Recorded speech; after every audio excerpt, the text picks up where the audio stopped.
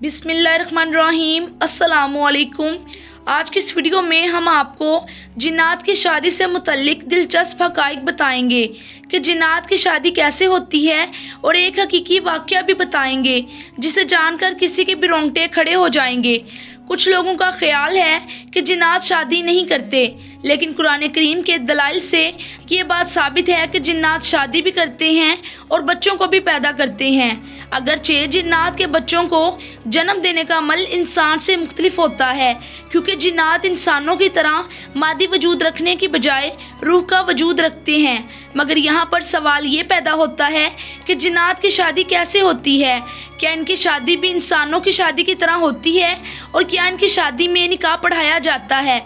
इस हवाले से आज की इस वीडियो में आप जानेंगे। ये बात सच है कि जिन्नात भी शादी करते हैं और इनकी शादी भी इंसानों ही की तरह होती है। जिस तरह इंसानों की शादी में ढोल बजाना, नाच गाना किया जाता है, बिल्कुल इसी तरह जिन्नात भी अपनी शादी में ढोल बाजे बजाते हैं और रक्स भी करते हैं। हत्ता कि इनकी शादी में सबसे बेहतरीन खाने पीने का एहतमाम भी किया जाता है। जिन्नात अपने खानों में मोर और हिरन का इस्तेमाल बहुत ज़्यादा शौक से करते हैं और मीठे में भी बहुत कुछ रखते हैं। इनका खाना इंसान के खानों से बहुत ज़्यादा लजीज होता है और इनकी शादियों में दूसरे कबीले या गांव के जिन्नात सरदारों को मेहमान मदऊ भी किया जाता है।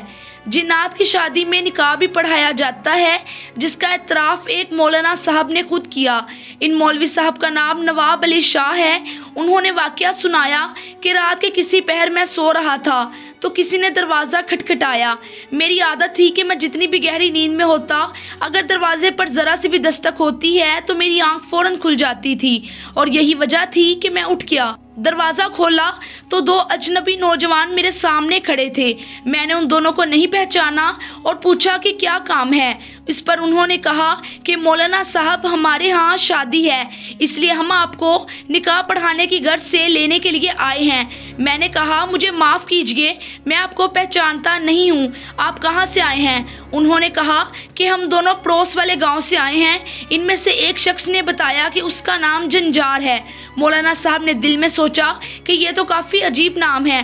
थोड़ी देर बाद मैं उनके साथ चल दिया। मौलाना नवाब अली साहब बताते हैं कि मार्च का महीना था और रात थोड़ी थोड़ी ठंडी थी। वो दोनों मेरे आगे चल रहे थे और मैं उनके पीछे चल रहा था।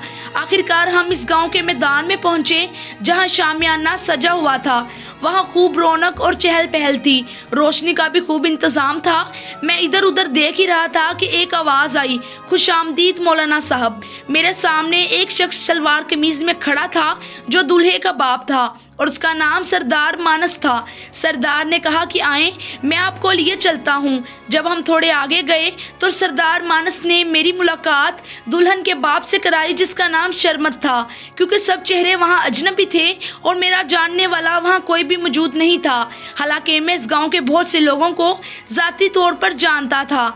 मैंने दूल्हे के बाप से अर्ज किया कि यहाँ इस गाँव का कोई भी फर्द मौजूद नहीं। इस पर शर्मत साहब ने कहा कि अच्छा, तो ये मसला है। शर्मत साहब ने एक लड़के को आवाज़ दी और करीब आने पर उस लड़के को कुछ कहा। मौलाना साहब ने कहा कि उसके थोड़ी देर बाद मैंने नज़र साहब को आते देखा, जो गांव में दुकानदार थे। उसके बाद और भी जानने वाले मुझे शादी में नज़र आने लगे, जिन्हें देखकर मुझे इत्मीनान हुआ।